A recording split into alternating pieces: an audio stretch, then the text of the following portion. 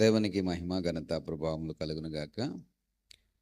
ఉదయకాల ప్రార్థన, మేల్కొలుపు ప్రార్థన వీక్షకులకు మరి విశ్వాసులకు అందరికీ కూడా ప్రభునామములో శుభములు, ఆశీర్వాదములు దేవుని యొక్క దాసుడిగా తెలియచేస్తూ ఉన్నాను.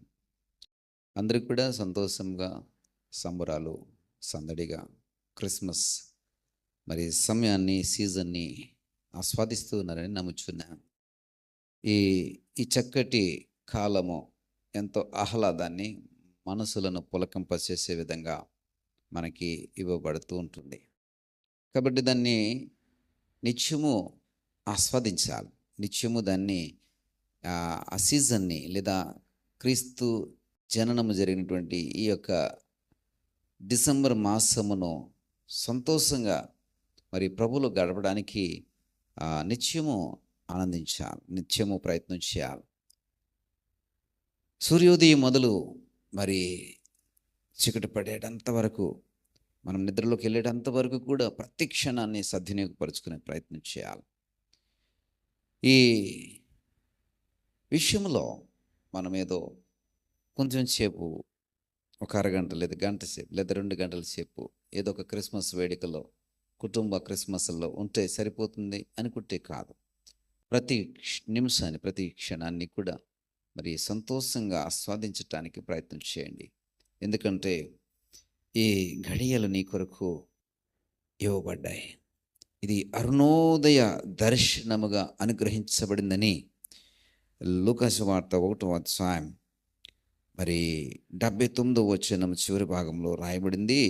అరుణోదయ దర్శనముగా మనకిది అనుగ్రహించబడింది. అంటే ఉదయముననే సూర్యుడు ఉదయించి ఏ విధంగా అయితే మరి తన యొక్క కాంతి రేఖలను ఏ విధంగా అయితే భూమి మీదకి ప్రసరింపచేసి భూమి మీద ఉన్నటువంటి జీవరాశులను, వన్యప్రాణులను, అలాగే చెట్టు చేమను, ప్రకృతి అంతటిని కూడా తన యొక్క తేజస్సుతో నింపుతూ, ఆ తేజస్సును బట్టి వారిలో ఉజ్జీవము కలుగచేస్తూ, ఆనందాన్ని పుట్టిస్తూ, పొలకింపుగా మరి ఏ విధంగా అయితే సూర్యోదయము పనిచేస్తూ ఉంటుందో అలాగా మరి అరుణోదయ దర్శనంగా అనుగ్రహించబడినటువంటి క్రీస్తు యొక్క పుట్టుక మనల్ని పొలకింపచేయడమే కాదు, ఆనందింపచేయడమే కాదు, మనల్ని మరి తేజరిల్లింపచేయడమే కాదు, మనలోనికి రక్షణ రావడమే కాదు, మనము అనేక మందికి ఈ వెలుగును పంచేవారంగా ఉండడానికి అరుణోదయ దర్శనముగా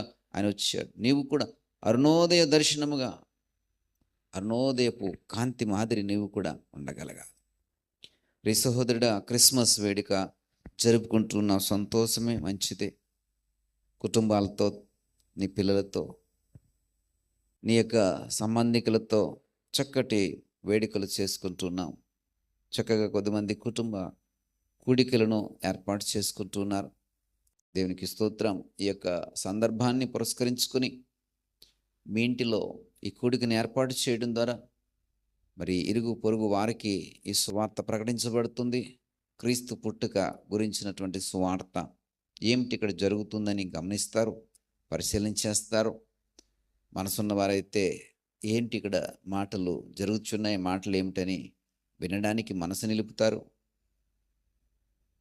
ఏ విధము చేతనైనాను నీ ఇంటి పరిసర ప్రాంతాల్లో ఉన్న వారికి ఈ యేసుక్రీస్తు వారి యొక్క నామ స్మరణ వినబడుతూ ఉంటుంది. ప్రియ సహోదరుడా, ఈ విధంగా చేస్తున్నటువంటి కుటుంబాలు మరి నిజంగా సంతోషకరం. అయితే దానికి మించినటువంటిది ఏమిటంటే ప్రతి క్షణాన్ని, ప్రతి సమయాన్ని, ప్రతి గడిని ఉపయోగించుకోవాలి. అరుణోదయపు తేజస్సు మాదిరి నువ్వు ప్రకాశిస్తూ అనేక మందికి అరుణోదయాన్ని, ఈ వెలుగును నువ్వు వెదజల్లేవాడుగా, వెదజల్లే ధనముగా ఉండాలి. అనేక మంది నువ్వు చేసే ఈ పనిని బట్టి ఆనందించాలి. నువ్వు కనుపరిచే ఈ ప్రవర్తనను బట్టి సంతోషించాలి. ప్రియ సహోదరుడా, సహోదరి,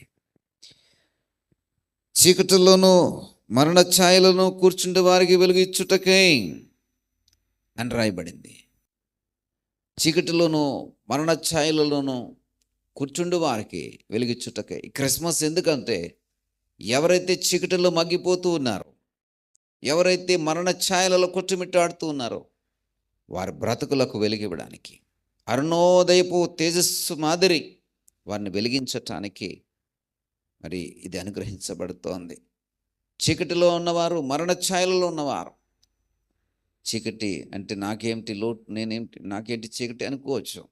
నువ్వు సత్యము తెలుసుకోలేనంతసేపు, లేదా వెలుగును గురించి తెలుసుకోలేనంతసేపు నువ్వు చీకటిలోనే ఉన్నావు. నువ్వు పగలు సూర్యుని యొక్క వెలుగు చూస్తున్నావు, రాత్రి నీ ఇంట్లో ఉన్నటువంటి లైట్లు ఉన్నాయి, నాకు చీకటి ఏమిటి అనుకుంటున్నావేమో. కానీ వెలుగును గురించి తెలుసుకోలేనంత వరకు నువ్వు చీకటిలో ఉన్నట్టే అర్థము.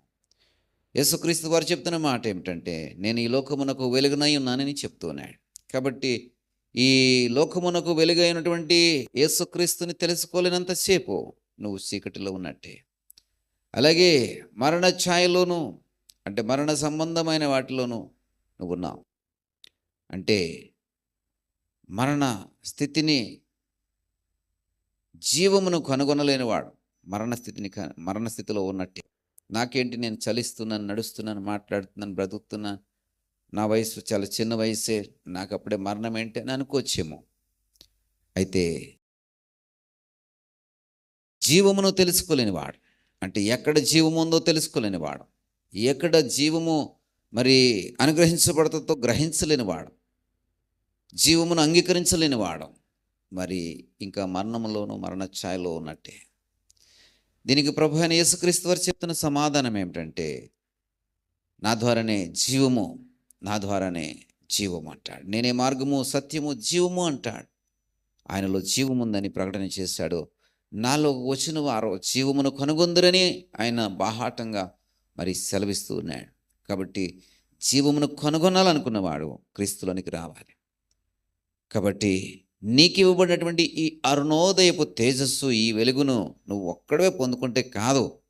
క్రిస్మస్ అంటే ఎవరైతే చీకట్లో ఉన్నారో, ఎవరైతే మరణఛాయలు ఉన్నారో వారికి ఈ వెలుగును అందించటానికి నువ్వు ప్రయాసపడాలి.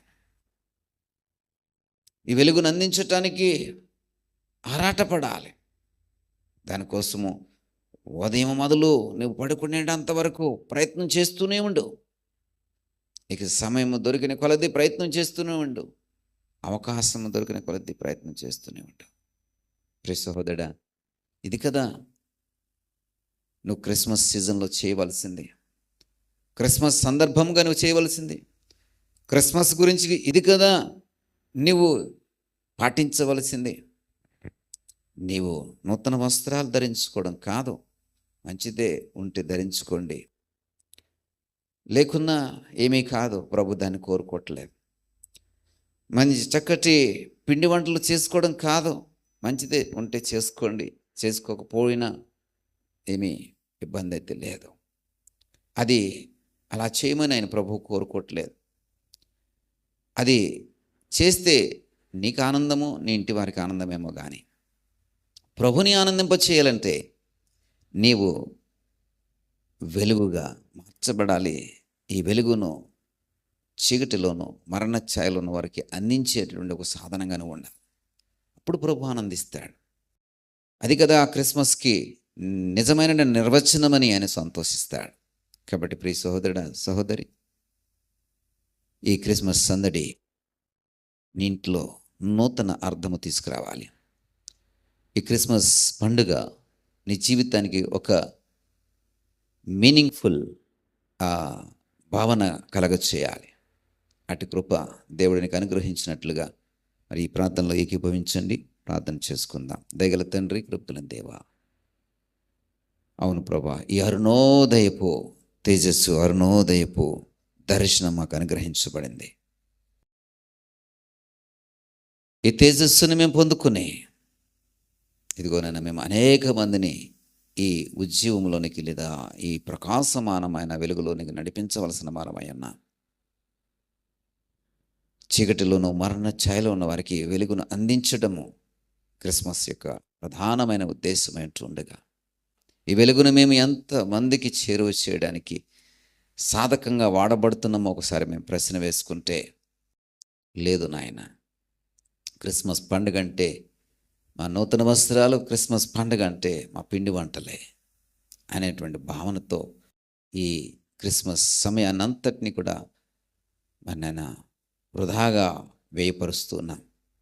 సమయాన్ని సద్వినియోగపరుచుకొని, ఈ సందర్భాన్ని సద్వినియోగపరుచుకొని, ఈ అవకాశాన్ని మాకు అనుకూలంగా మలుచుకొని సువార్త ప్రకటించే వారంగా, నీ వెలుగును అనేక మందికి చేరువ చేసేవారిగా మమ్మల్ని ఉంచమని, మా కుటుంబాల్లో క్రిస్మస్ నిజమైనటువంటి క్రిస్మస్ కూడిక, నిజమైనటువంటి క్రిస్మస్ ఆరాధన జరగడానికి అయా మేము ప్రేరేపించబడి తద్వారా అనేక మందికి ఈ సువార్తను పంచేవారంగా ఉండడానికి సహాయం దయచేయండి. మహిమ ఘనత ప్రభావం మీరు పొందుకున్నామని యేసు వారి నామమున బట్టి ప్రార్థించబడుకుంటున్నాం పరమ తండ్రి. ఆమేన్.